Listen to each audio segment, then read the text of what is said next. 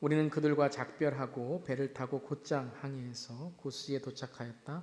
이튿날 로도에 들렀다가 거기에서 바다라로 갔다. 우리는 페니키아로 가는 배를 만나서 그것을 타고 떠났다. 키브로스 섬이 시야에 나타났을 때에 우리는 그 섬을 왼쪽에 두고 시리아로 행선하여 두로에 닿았다. 그 배는 거기서 짐을 풀기로 되어 있었다. 우리는 두로에서 제자들을 찾아서 만나고 거기서 이레를 머물렀다. 그런데 그들은 성령의 지시를 받아서 바울에게 예루살렘에 올라가지 말라고 간곡히 말하였다. 그러나 머물 날이 다 찼을 때에 우리는 그곳을 떠나 여행길에 올랐다. 모든 제자가 그들의 아내와 아이들과 함께 우리를 성 밖에까지 배웅하였다. 바닷가에서 우리는 무릎을 꿇고 기도를 하고 서로 작별 인사를 나누었다. 그리고 우리는 배에 올랐고 그들은 제각기 집으로 돌아갔다. 우리는 두로에서 출항하여 항해를 끝마치고 돌레마이에 이르렀다. 거기서 우리는 신도들에게 인사하고 그들과 함께 하루를 지냈다. 이튿날 우리는 그곳을 떠나서 가이사라에 이르렀다. 7사람 가운데 한 사람인 전도자 빌립의 집에 들어가서 그와 함께 머물게 되었다. 이 사람에게는 예언을 하는 처녀딸이 넷 있었다. 우리가 여느 날 머물러 있는 동안에 아가보라 하는 예언자가 유대에서 내려와 우리에게 와서 바울의 허리띠를 가져다가 자기 손과 발을 묶고서 말하였다. 유대 사람이 예루살렘에서 이 허리띠 임자를 이와 같이 묶어서 이방 사람의 손에 넘겨줄 것이라고 성령이 말씀하십니다. 이 말을 듣고 그곳 사람들과 함께 우리는 바울에게 예루살렘으로 올라가지 말라고 간곡히 만류하였다. 그때 바울이 대답하였다. 왜들 이렇게 울면서 내 마음을 아프게 하십니까?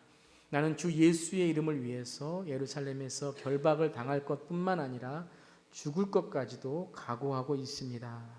바울이 우리의 만류를 받아들이지 않으므로 우리는 주님의 뜻이 이루어지기를 빕니다 하고는 더 말하지 않았다. 이렇게 거기서 며칠을 지낸 뒤에 우리는 행장을 꾸려서 예루살렘으로 올라갔다. 가이사라에 있는 제자 몇 사람도 우리와 함께 갔다. 그들은 우리가 묵어야 할 집으로 우리를 안내하여 나손이라는 사람에게 데려다 주었다. 그는 키브로스 사람으로 오래전에 제자가 된 사람이었다. 아멘. 아멘. 할렐루야. 아멘. 오늘도 주님의 말씀 안에 우리 은혜 받는 시간 되기를 바랍니다. 사도행전 32번째 시간, 벌써 32번째 시간입니다. 32주가 끝나게 되었고요. 오늘은 생명보다 더 귀한 사명이라는 말씀으로 사도행전 21장 1절부터 16절 말씀 함께 나눕니다. 이제 20장을 마쳤습니다. 사도행전 20장을 마치고 이제 바울의 제3차 선교 사역까지 우리가 다 보았습니다. 사도행전은 크게 세 부분으로 나눌 수 있다라고 말씀을 제가 드렸습니다. 첫 번째는 1장에서 12장까지입니다. 1장에서 12장까지의 말씀은 예루살렘을 중심으로 한 복음의 사역이었습니다. 성령이 임하여서, 성령이 충만하게 임하여서 예루살렘 교회가 탄생하게 되고 예루살렘 교회가 부흥하고 또 디아스포라, 스데반의 순교를 통하여, 스데반 집사님의 순교를 통하여 교회가 흩어지고 그를 통하여 예루살렘 교회가 이제 여러 지역으로 흩어지는 1장부터 12장까지의 예루살렘을 중심으로 한 복음이었고요. 13장부터 20장까지는 어느 교회 중심의 복음 사역이었습니까? 항상 바울이 선교 사역을 하고 돌아오는 시작과 끝 지점이 그 베이스 같은 선교 베이스 지점이 어디였습니까? 안디옥 교회였죠. 안디옥 교회를 중심으로 한 복음의 사역이 바로 13장부터 20장까지입니다. 이제 오늘부터 시작하는 21장부터 마지막 28장까지는 이제 예루살렘과 로마가 중심된 복음의 사역입니다. 그래서 21장부터 26장까지는 예루살렘으로 돌아가는, 예루살렘에서 이제 체포당하고 예루살렘에서 이제 감옥으로, 로마의 감옥으로 압송되는 그러한 바울의 사역, 마지막에 그의 사역을 우리가 볼 수 있고요. 27장과 28장은 로마로 가는 항해와 로마에 도착하는 바울의 사역을 우리가 볼 수 있습니다. 세 군데로 1장부터 12장, 13장부터 20장, 21장부터 28장의 말씀을 통하여 사도행전 전체가 이루어집니다. 그리고 29장부터는 이제 어느 교회 중심의 사역이 시작되죠? 인디아나폴리스 한인 장로교회. 할렐루야. 사도행전 29장을 써가는 교회입니다. 자, 20장부터 20장까지의 이제 사역의 특징이 있었다면, 이제 20장을 마지막으로 기점하여서 21장부터의 한 가지의 특징이 있는데, 그것은 바로 이 만남과 헤어짐이 이제 조금 모습이 다릅니다. 바울이 20장 이전까지는, 19장까지는 어느 지역을 떠날 때에 성도들 간의 모습이 별로 나오지가 않아요. 근데 20장부터는 이제 만남과 헤어짐의 모습에서, 특별히 20장 마지막에 우리 지난 시간에 밀라도에서 에베소 장로님들을 만나고 울면서 이 석별의 정을 나누는 그 장면으로부터 이제 바울이 만남뿐만 아니라 이 헤어짐에 있어서도 아주 절실한 그러한 정말 간절한 기도와 만남을 보여주고 있습니다. 이것은 이제 바울이 이제 자기의 사역에서 이제 마지막 자기의 선교 사역을 지금 깨닫고 있다는 것입니다. 지난 우리 20장에서도 에베소의 장로들을 다시는 못 볼 것을 함께 나누었죠. 내가 다시는 못 볼 것 같다. 그래서 에베소 장로님들이 정말 실컷 안고 눈물을 흘리는 장면이 나오게 되죠. 그래서 20장부터 이제 21장에 이어지는 이제 만남과 헤어짐은 어떻게 보면 좀 슬픕니다. 떠나는 장면도 조금 슬프고요. 그 사역에 있어서 이제 바울이 마지막 이제 들른 그러한 방문하는 장소 곳곳마다 자기가 돌아올 수 없다는 것을 이제 알고 항상 떠날 때마다 참 그들에게 간절한 기도와 만남을 이제 더 귀하게 여기게 됩니다. 그 주 안에서 만나고 헤어지고 또 계속해서 이제 서로 보지는 못하지만 기도하는 사랑의 띠로 하나가 되는 그 만남을 우리가 이제 또 계속해서 보게 됩니다. 특별히 이 만남은 성령을 만난, 성령 안에 만나는 그런 만남이 많이 등장합니다. 바울이 그 다음에 몇몇 사람을 만난 것뿐만 아니라 이제는 교회 전체의 성도들을 만나는 그러한 모습이 있게 됩니다. 몇몇만 교회에서 영적으로 깨어있는 것이 아니라 모든 사람들이, 만나는 사람마다, 오늘도 말씀에 나오지만 성령이 이렇게 말씀하십니다. 성령이 이렇게 깨닫게 하십니다. 그러니까 이전에는 어떤 특별한 사역자나 어떤 특별한 그러한 교회의 리더들만 성령의 말씀하심을, 성령의 인도하심을 말하기 시작했다면, 이제 20장 이후에 21장부터는 바울이 방문하는 곳곳마다 성도님들도, 많은 그 교회에 계신 성도님들도 영적으로 깨어있는 모습을 우리가 발견하게 됩니다. 그리고 온 교회가 함께 동력하여서 바울을 후원하는 모습을 보게 됩니다. 참 너무나도 이 부러운 모습이고, 이 바울의 마지막 선교 사역, 이 3차 선교 사역을 마치고 마지막 선교 사역에 무엇이 힘이 되고 그에게 능력이 되었는지를 우리가 알게 되죠. 그것은 바로 성령을 통한 만남이었다는 것입니다. 마지막 때에 무엇에 집중해야 하는지를 아는 교회, 주 안에서 만나고 헤어지고 언제나 기도하는 교회, 영적으로 깨어서 한 명이 아니라 모든 성도님들이 함께 주님을 기대하고 고대하는 교회, 참 그런 교회가 우리 교회가 되기를 주님의 이름으로 축원합니다. 바울이 이제 21장부터 만나는 곳곳마다 이러한 아름다운 모습을 우리가 보게 되는데요. 오늘은 밀레도에서 석별의 정을 나누고 계속해서 예루살렘을 향하여 나아가는 바울은 앞으로 다가올 위험과 생명의 위협에 이제 예루살렘으로 가지 말라는 성도들의 조언을 듣게 됩니다. 모두 다 성령의 말씀이라고 해요. 그러한 성령의 말씀이다, 모두 옳다고 하는 상황에서 바울은 어떻게 반응하는지를 우리가 오늘 말씀을 통하여 함께 보도록 하겠습니다.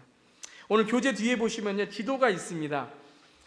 밀레도부터 예루살렘까지의 이제 오늘 21장 1절부터 이제 16절까지, 17절까지 엄밀히 따지면 예루살렘에 도착하죠.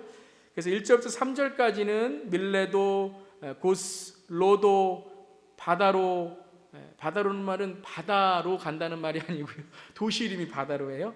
구브로, 키프로스고요. 그다음에 두로. 그래서 오늘 두로에 도착하는 장면이 한 장면 1절부터 3절까지 나오게 되고요. 그 다음에 7절부터 16절까지는 두로에서 떠나서 돌레마이, 가이사라, 그다음에 예루살렘으로 이제 가게 됩니다. 오늘 아래 지도 보시면 이제 밀레도부터 시작해서 로도, 바다라, 구브로, 두로, 돌레마이, 가이사라, 예루살렘 많은 지역을 오늘 방문하게 됩니다. 참 1차부터 3차까지 선교 사역에서도 많이 방문을 했지만 오늘 마지막에 이 특별히 1절, 3절까지만 해도 벌써 4군데나 4곳의 이름이 쭉 나오게 됩니다. 많은 곳을 방문하게 됩니다. 근데 그의 방문은 그저 도시를 방문하는, 그런 도시를 구경하는 그런 것으로 끝나는 게 아니죠. 오늘 1번부터 함께 보도록 하겠습니다. 그는 장소의 방문보다 성령의 사람들과의 만남이 중요했습니다.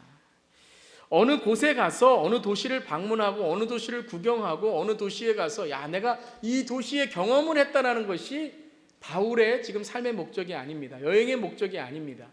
그의 목적은 그 도시에서 성령의 사람들, 하나님의 사람들을 만나는 게 가장 중요한 일입니다. 바울이 방문한 도시마다 제일 먼저 한 일이 무엇이었습니까? 하나님의 사람을 찾았습니다. 오늘 21장 4절에 보면 두로에 도착하게 되죠. 두로에서 제자들을 찾아서 만났다 그랬어요. 자, 이전에 있었던 모든 방문하는 지역도 똑같죠. 그는 기도하는 장소를 찾고 말씀을 전하는 장소를 찾고 하나님의 사람들을 찾고 함께 동역할 사람들을 찾았다라는 거예요. 어느 도시에 가든지 어느 도시에 가서 이 도시에서 내가 좀 편안하게 있자, 이 도시에 가서 내가 좀 이 도시가 어떤지 여행을 하자, 이 도시에서 내가 참 어떻게 하면 좀 더 많은 곳을 경험하고 갈까, 이 문화에 대해서 경험하는 것이 아니라 그 정말 아테네라는 곳에 가서도요 무슨 신전 구경하고 뭐 문화 구경하지 않았어요. 그곳에 가서 복음을 전하고 말씀을 전했죠. 어느 곳에 가서나 바울은 내가 무엇을 해야 되는지를 잊지 않았다는 거예요. 어떤 직업을 갖든지 어떤 사업을 하든지 어떤 곳에 있든지 간에 내 삶의 목표가 무엇인지를 바로 알고 있었다는 것입니다. 그것은 무엇입니까? 오늘 복음을 전하고 복음의 동역자를 만나고 복음을 위한 삶을 사는 것이었습니다. 특별히 이제 3차 사역을 마치고 예루살렘에 돌아가는 길에 바울은 많은 사람들을 만나게 됩니다. 왜요? 이제 자기가 마지막이라는 것을 알면서 이제 많은 사람들에게 이 하나님을 만난 이 경험들을 이야기하려고 정말 자기가 일부러 찾아가서 만나는 거예요. 그곳에서 1회를 머물고 일주일을 머물면서 정말 마지막까지 여러 사람들에게 자기의 경험과 자기의 복음의 소식을 전해주는 겁니다. 여러분, 만약에 오늘이 여러분에게 마지막 날이라면 여러분 무슨 말씀을 하시고 이 세상을 떠나기를 원하십니까?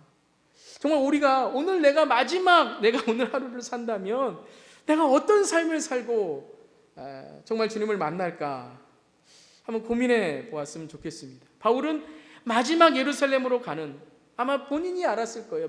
예루살렘에 가면 자기가 이제 감옥에 가게 되고 자기가 이제 붙잡히게 되고 이제는 로마로 가게 되고 이제는 그러한 상황들을 이미 알았다는 것입니다. 그렇기 때문에 바울은 더 하나님의 사람들을 만나고 성령의 사람들을 만나고 그들을 권면하고 위로하는 것이 너무 중요했다는 것입니다. 여러분은 이 시대에 우리 믿는 사람들이, 믿는 자들이 정말 시간이 없는 것 같아요. 정말 우리가 복음을 위해서 살아야지 다른 것을 위해서 우리가 편안하고 우리 여러 가지 레저도 하고 여유도 가져야 되겠지만 정말 우리의 시간을 잘 밸런스를 맞춰서 정말 우리가 정말 하나님을 만나고 하나님을 전하는 삶에 소홀히 하면 안 될 것 같습니다. 안 될 것 같은 게 아니라 안 됩니다. 여러분. 이 시대는요 정말 우리가 조금이라도 마음을 빼앗기면 우리는 그저 죽은 시체처럼 흘러갈 수밖에 없다라는 것입니다. 바울은 마지막 때를, 이 마지막 자기의 인생을 깨달으면서 계속해서 제자들을 만납니다. 21장 7절에도 돌레마이라는 것을 갑니다. 돌레마이 한 번도 간 적이 없는 곳이에요. 처음 간 곳인데 그곳에 가서 구경할 거 없어요. 구경할 거. 그곳에 가서 여행하고 지금 바울은 여행하러 간 것이 아니라, 구경하러 간 것이 아니라 이 복음의 사람들을 만나러 간 거예요. 신도들을 찾습니다. 거기에서 우리는 신도들에게 인사를 하고 그들과 함께 하루를 지냅니다. 인생의 구경꾼이 되지 않았어요. 복음의 전달자가 된 것입니다. 또한 21장 8절에 가면 가이사야에 이르게 됩니다. 그곳에서 누구를 만납니까? 7사람 가운데 한 사람인 전도자 빌립을 만납니다. 빌립, 우리가 잘 아는 빌립. 우리가 집사님이라고 하지만 원래 따지면 집사님이 아니라 사역자입니다. 사역자예요. 전도자. 이들을 해서 교회에 여러 사역을 하면서 전도의 일을 하고, 사도들은 말씀과 기도에 전무하게 되었죠. 그 빌립의 집을 가게 됩니다. 그 빌립은 처녀딸 넷이나 있었죠. 예언을 하는. 그 처녀딸이 왜 4명이나 있는데 예언을 한다라는 말씀은 그건 그냥 딸이 4명 있구나라는 것이 아니라 그 가정에 성령이 얼만큼 강권하시는가를 말씀하시는 거예요. 빌립의 가정에. 근데 여러분, 빌립 하면 누가 생각나시죠? 샌드위치가 생각나십니까? 스데반이 생각나시죠? 스데반. 스데반 생각 안 나세요? 스데반 집사님? 여러분, 스데반 집사님하고 바울이 회심하기 전에 사울이었을 때에 어떤 관계였습니까?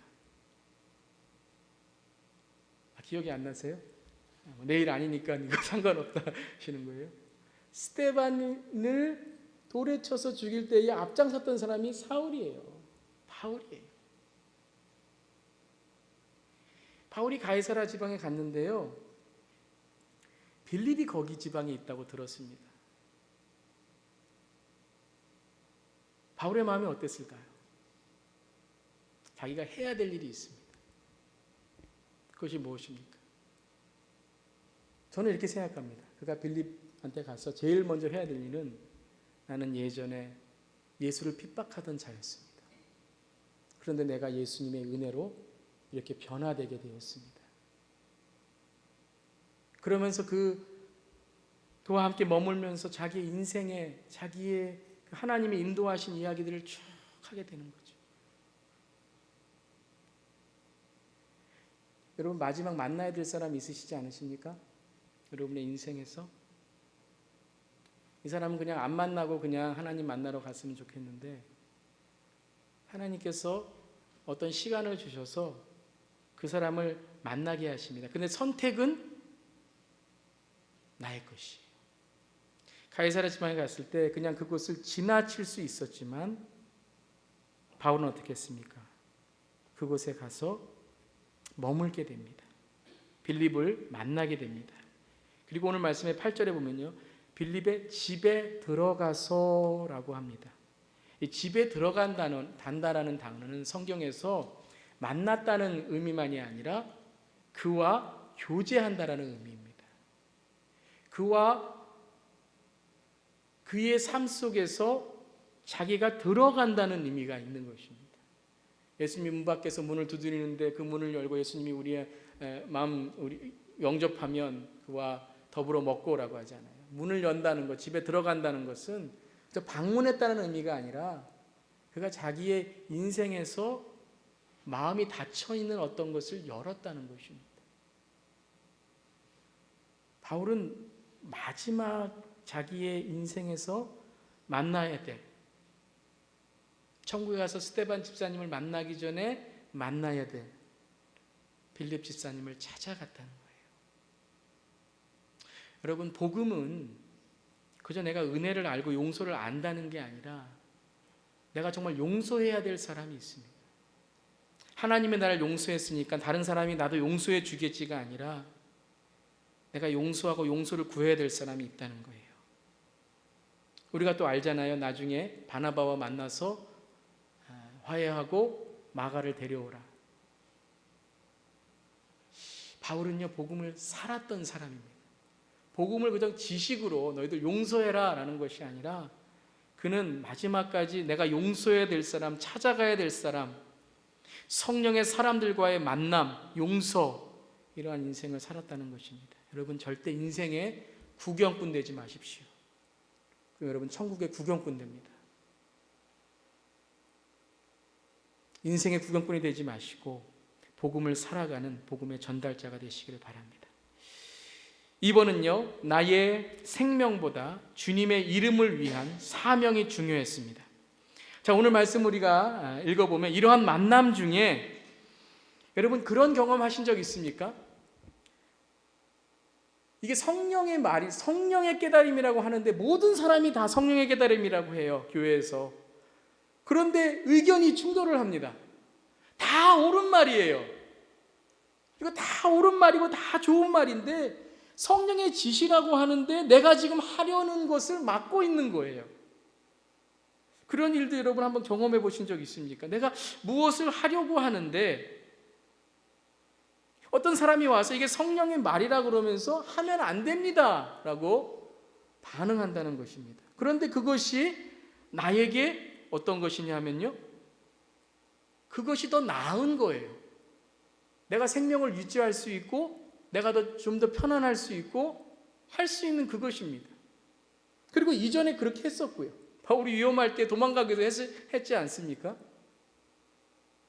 오늘 4절을 보면요, 사도행전 21장 4절을 보면 두로에서 제자들을 만나서 찾아가게 됩니다. 성령의 사람들을 만나게 됩니다. 여러분, 우리 인생에서 이렇게 하나님의 사람을 친구로 두는 게 얼마나 중요한지 몰라요. 그래야지만 우리의 신앙이 정말 항상 주님을 의지할 수 있는 신앙이 됩니다. 그런데 그들이 이래를 머물면서 함께 기도하고 함께 하나님의 뜻을 찾는데 성령이 감동하였습니다. 성령의 감동으로 개정기가 그렇게 되어 있고요. 오늘 세 번역에는 성령의 지시를 받아. 그러니까 성령이 그들의 마음을 움직이셨다는 것이죠. 근데 어떤 것을 보여주셨냐 하면 지시를 받아서 이제 바울에게 어떤 일이 일어날 것인가를 알게 된 것입니다. 그래서 그것을 깨닫게 되니까 그들이 바울에게 예루살렘에 올라가지 말라고 간곡히 말합니다.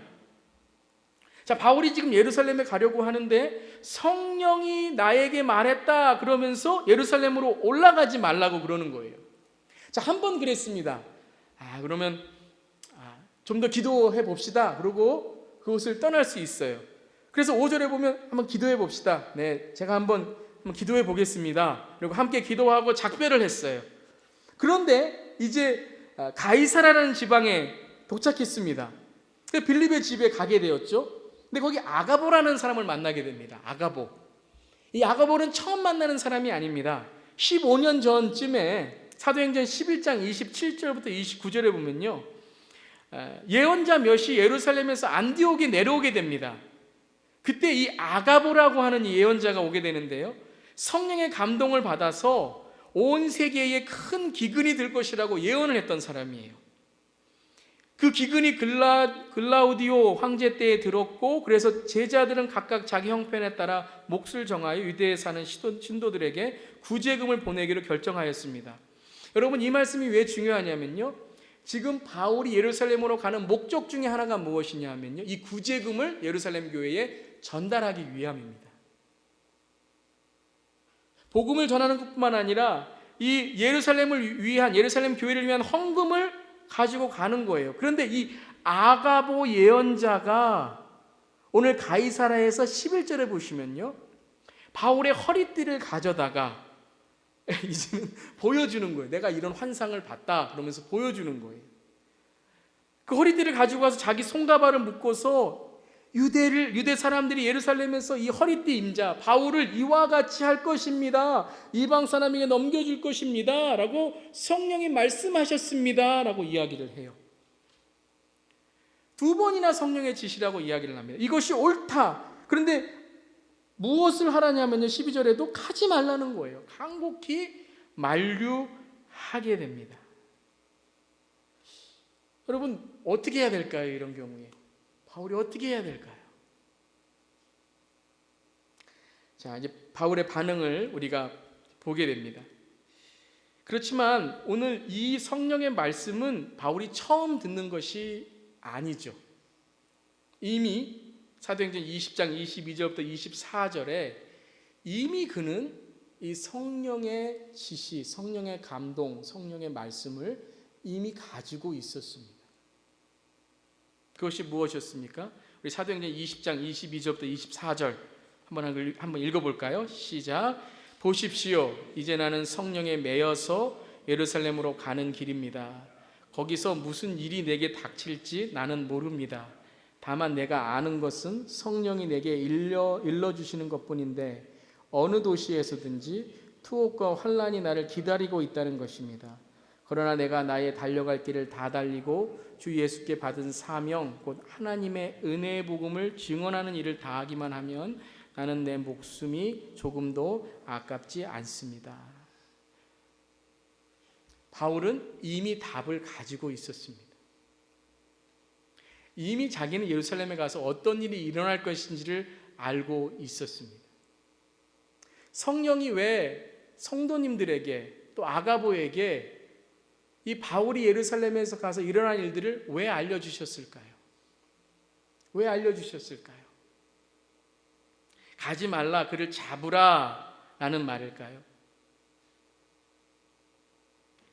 바울을 준비시키기 위함이겠죠. 여러분, 성도들이, 들어와 있던 제자들이, 또한 가이사라의 아가보가 와서 이 얘기를 가지 말라고 한 이유는 무엇입니까? 그들은 바울의 생명을 귀하게 여긴 것이었죠. 죽으면 안 된다라고 이야기한 것이죠.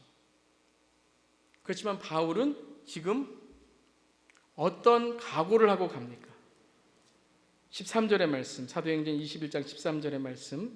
그때에 바울이 대답하였다. 왜들 이렇게 울면서 내 마음을 아프게 하십니까? 이 마음을 아프게 한다는 게 뭘까요? 나 죽으러 가니까 두려워서 지금 마음이 아픕니다, 이 말씀일까요? 아니죠. 왜 마음이 아파요? 여러분이 나를 생각하는 그 사랑과 여러분이 나를 생각하는 그 마음이 느껴진다는 것이죠. 여러분의 그 사랑, 나를 조금 더 정말 아끼고 사랑하는 그 마음을 내가 깨닫는다는 것이죠. 그렇지만 13절, 나는 주 예수의 이름을 위해서 예루살렘에서 결박을 당할 것뿐만 아니라 죽을 것까지도 각오하고 있습니다. 바울은 지금 이미 성령에게 순종하는 답을 했던 것입니다. 여러분, 성령이 말한 것은 그를 가지 말라라고 말한 것이 아닙니다.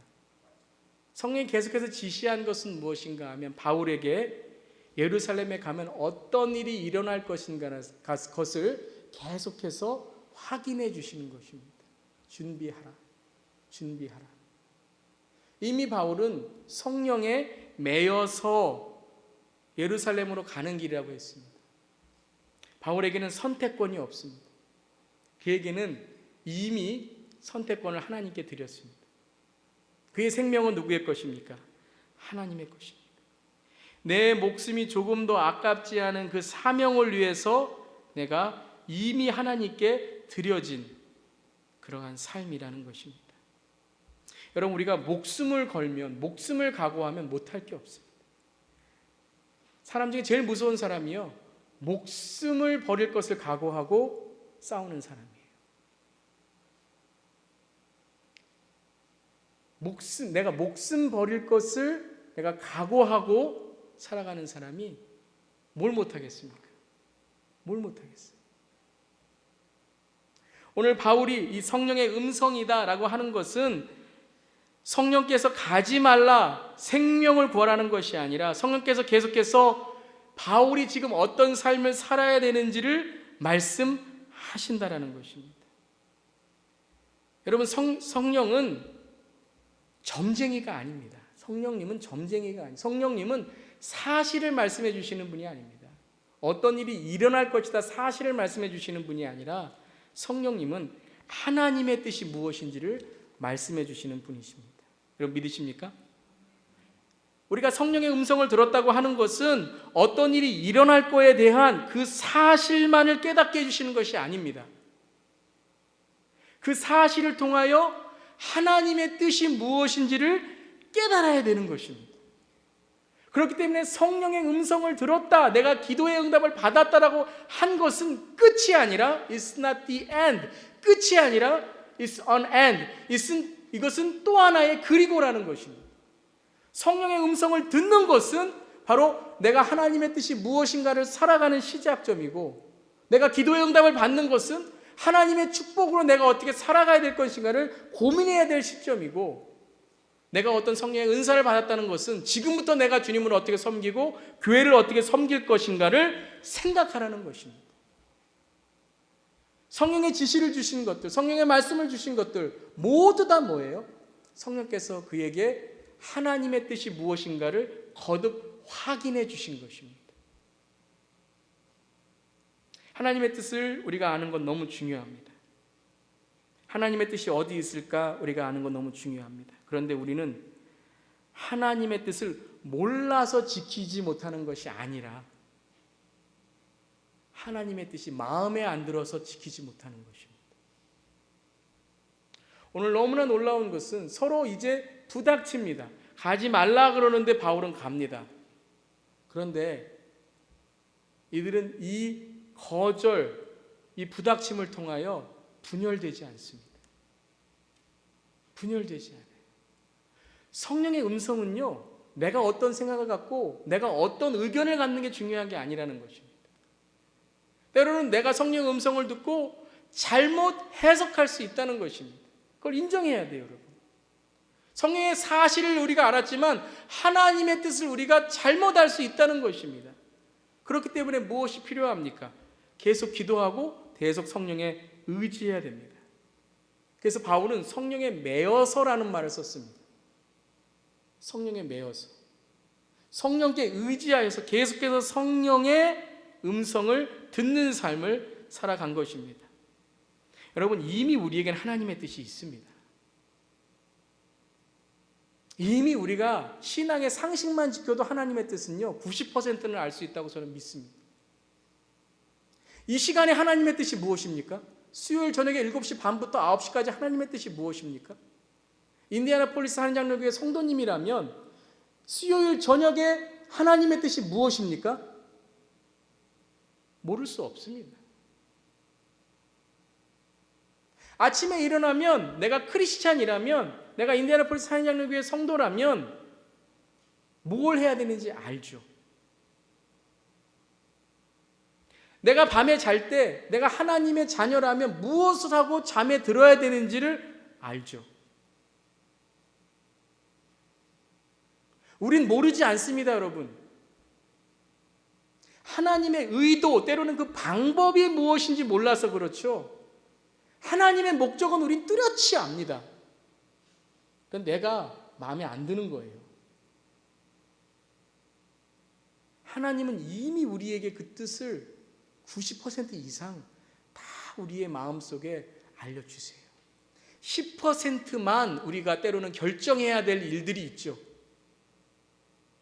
바울은 이미 알고 있었습니다. 뭐가 달라집니까, 여러분? 예루살렘에 가서 내가 결박을 당하고 간다는 것, 이거 안다고 뭐가 달라집니까? 이미 알고 있었는데요. 근데 우리는요, 그 얘기하면요, 이거 몰랐는데? 그런 일이 일어나? 그리고 몰랐다는 듯이 이게 하나님의 뜻이구나, 그럼 여기 있어야지, 이렇게 생각합니다. 이전에 바울은 그럴 수 있었습니다. 하지만 지금은 아닙니다. 분명한 하나님의 뜻이 있습니다. 그가 생명을 각오하고 하나님께 드렸기 때문에 이제 나는 지금까지 준비하지 않았습니까? 만나는 사람마다 내가 다시는 못 볼 것이다 준비하지 않았습니까? 지금 마지막 때라는 거 준비하고 있지는 않습니까? 그거 다 알면서 지금 성령의 말이라고 그 사실 전해졌다고 해서 바뀌면 이게 어찌 믿음이겠습니까? 어찌 믿음이 성장할 수 있겠습니까? 여러분, 저도 그렇고요, 우리 모두가 그래서 믿음이 항상 제자리예요. 결단하지 않고 우리가 조금 더 업그레이드된 신앙으로 나아가지 않고 항상 그 자리에 내 편안, 내가 마음에 드는 것, 내 육의 내 육을 통한 나의 삶, 내가 마음에 들지 않는 사람, 내가 마음에 드는 사람, 내가 마음에 드는 것들, 그러니까 믿음이 자라나지가 않는 거예요. 그것을 이겨야지만 되는 거죠. 오늘 바울은요, 이제 마지막에 믿음의 완전한 성숙을 위해서 나아가는 그 자리에 있는 거예요. 지금 순교를 하고 주님을 만나는 그때를 위해서 나아가는 거예요. 여기서 다시 돌아간다면 성령께서 어떻게 말씀하시겠습니까? 생명보다 귀한 사명.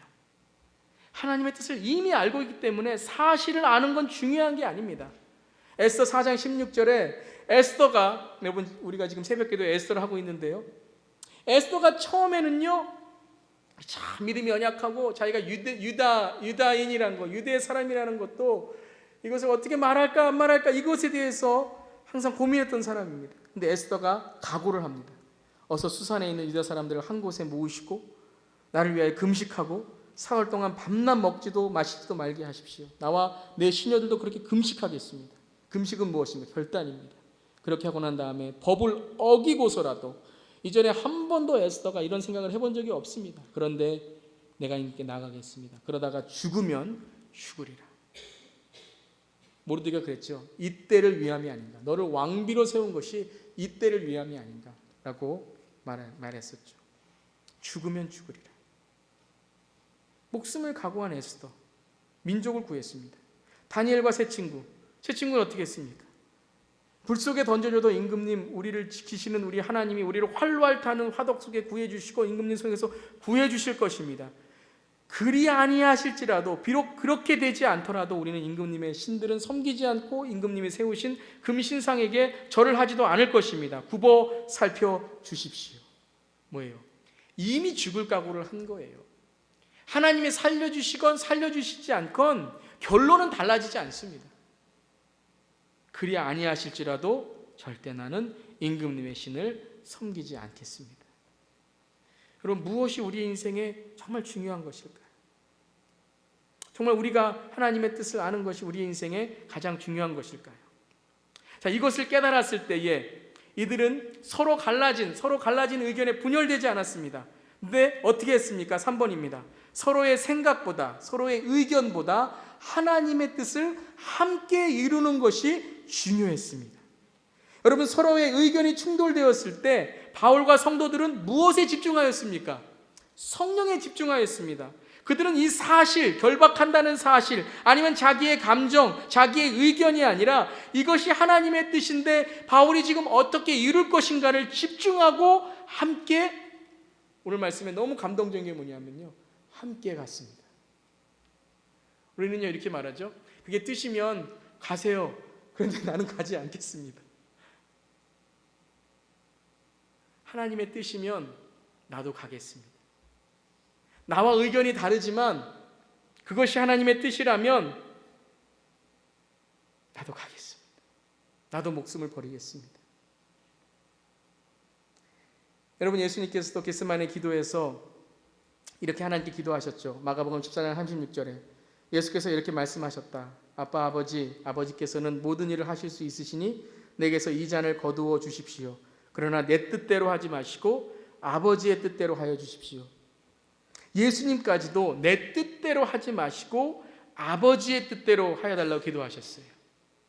여러분이 겟세마네 기도가 왜 중요한가 하면요, 이 기도, 하나님 내 뜻이 아니라 아버지의 뜻대로 하여 주시옵소서라는 이 겟세마네 기도로 예수님의 모든 사역이 이제 어떻게 되냐면요, 완전히 전환됩니다.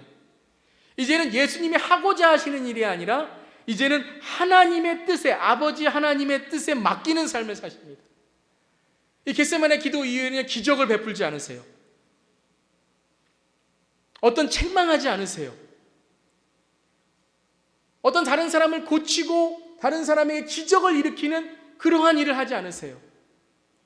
마음을 바꾸실 수도 있었지만 그러한 일을 하지 않으세요. 왜요? 하나님께서 인도하시는 대로 아버지의 뜻을 기다리며 오로지 십자가를 향하여 나아갔기 때문입니다. 이 아버지의 뜻, 내 뜻이 아니라 아버지의 뜻대로 하는 이 기도를 통하여 예수님도 하나님께 맡긴 삶을 사셨다는 거예요. 저는 오늘 이 21장 14절에 바울의 기도죠. 13절에 바울의 기도죠. 나는 예수님을 위해서 예루살렘에서 결박당할 뿐만 아니라 죽을 것까지 각오하고 있습니다. 14절에 모든 사람들이 우리는 주님의 뜻이 이루어지기를 빕니다 하고 더 말하지 않았다. 저는 이것이 겟세마네 기도라고 생각합니다. 겟세마네 기도. 그런데 예수님의 겟세마네 기도는요, 홀로 기도하셨어요. 그리고 기도하신 이후에 십자가의 길을 홀로 가셨어요. 근데 바울의 이 14절의 이 기도는 혼자 하지 않았어요. 함께 했습니다. 우리는 주님의 뜻이 이루어지기를 빕니다 하고는 더 말하지 않았다는 것은 무엇입니까? 모두 다 하나님께 맡겼다라는 것입니다. 이렇게 거기서 며칠을 지낸 뒤에 우리는 행장을 뿌려서 예루살렘으로 갔다. 가이사라에 있는 제자 몇 사람도 우리와 함께 갔다. 무엇입니까? 한 가지 겟세마네 기도와 지금 바울이 기도한 이 기도가 다른 점은 무엇입니까? 바울은 홀로가 아니었다는 것입니다.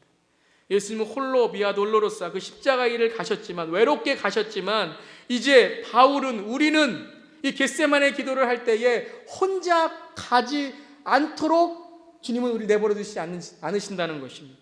예수님이 우리와 함께 하시고, 예수님만이 아니라 예수님이 허락하신 예수님의 성령의 사람들이 함께 하신다라는 것입니다. 바울이 내가 예루살렘에 갈 때에 그 결박과 그 감옥에 갈 때에 하나님은 바울을 홀로 두시지 않으셨다라는 것입니다. 우리가 좁은 길을 갈 때에, 우리가 주님의 뜻을 따른다고 할 때에, 우리가 세상에서 그 좁은 길, 하나님의 뜻을 간다고 할 때에, 여러분 절대 하나님은 여러분을 홀로 두시지 않는다라는 것입니다. 여러분과 함께 가시고 여러분에게 하나님의 사람들을 보내주신다라는 것입니다. 여러분, 이것이 교회입니다. 교회는 바로 이 예수님의 겟세마네의 기도를 통하여 주님의 십자가의 길을 함께 가는 곳이 되어야 됩니다. 편한 것, 우리가 옳은 것, 내가 좋아하는 길로 가는 것이 아니라 바로 주님이 가셨던 길을, 그 복음의 길을, 아마 우리에게 핍박과 어려움이 있지만 그 길을 가는 것이 바로 그것이 믿음입니다. 때로는 세상이 말립니다. 어리석다고 합니다. 때로는 아내도 말리고 남편도 말리고 자녀도 말릴 수 있습니다. 때로는 옆에 있는 신앙인도 말릴 수 있습니다. 하지만 우리는 압니다. 이 길을 가야 되는지. 이 길을 가야 돼요. 그때 우리는 뭐라고 말합니까? 주님이 나에게 허락하신 길입니다 하고 가는 거예요. 그때 무엇이 바뀌겠습니까? 이때 우리가 하나님의 뜻을 깨닫게 되는 거예요. 그 길을 갈 때에, 그 좁은 길을 갈 때에 바로 이 길을 통하여, 이 영생의 길을 통하여 바로 하나님의 뜻이 이루어지는 것을 아는 것입니다. 그래서 바울은 홀로 가지 않고 제자들과 함께 예루살렘으로 갑니다.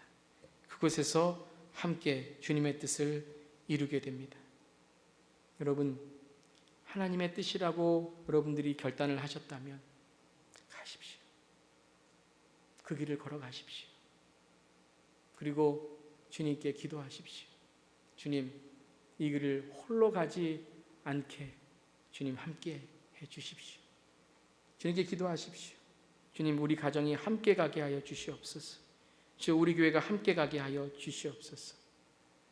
정말 바울이 마지막 이 선교 사역을 마치면서 하나님의 뜻을 이루는 그 삶 속에 정말 참 그의 삶의 행복이라고 느껴진 것은 함께 갈 수 있는 사람들이 있다는 것일 것입니다. 그 주님의 뜻을 이룰 때에 하나님께서 우리를 절대 버리지 않으시고 하나님의 뜻을 함께 이루는 사람들을 보내주실 줄 믿습니다. 그 사람이 저는 여러분이 되면 좋겠습니다. 하나님의 길을 함께 가는 저 여러분 되기를 주님의 이름으로 축원합니다. 이 설교를 준비하면서 이 찬양이 생각났습니다.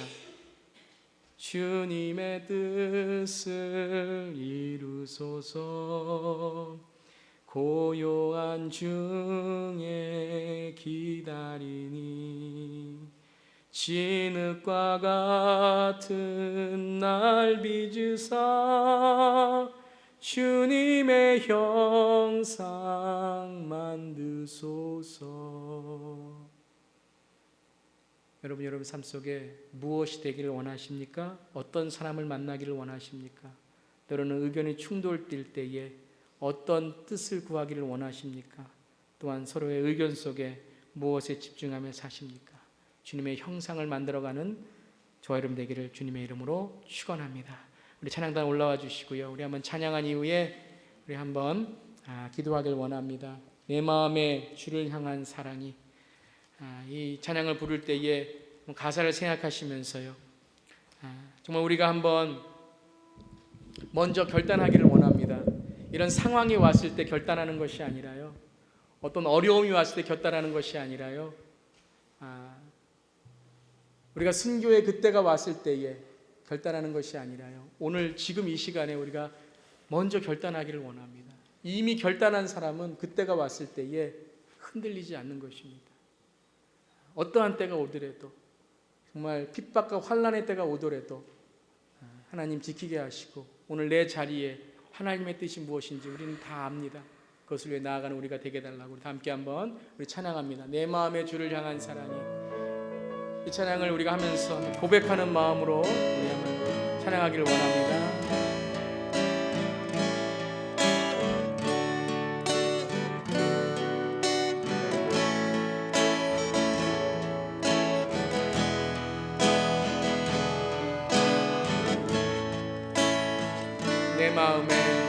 내 마음에 주를 향한 사랑이, 나의 말엔 주가 주신 진리로, 나의 눈에 주의 눈물 채워주소서.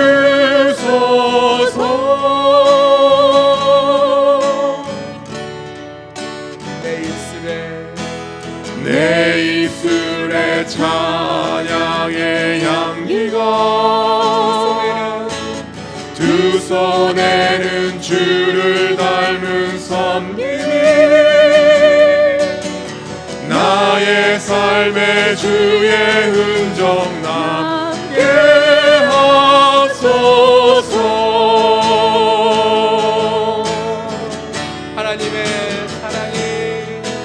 하나님의 사랑이 영원히 함께하리. 십자가의 길을 걷는 자에게, 순교자의 삶을 사는 이에게,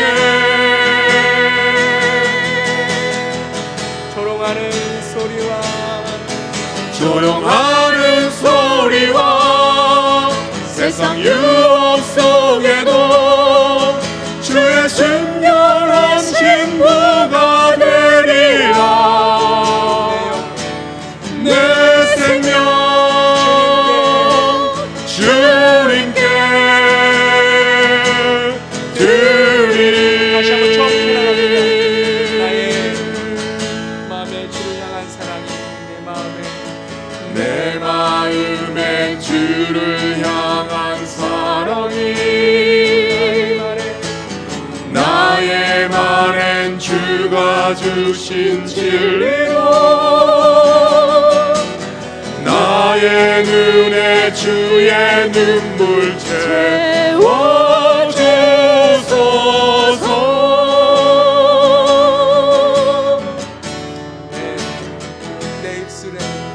내 입술에 찬양의 향기가,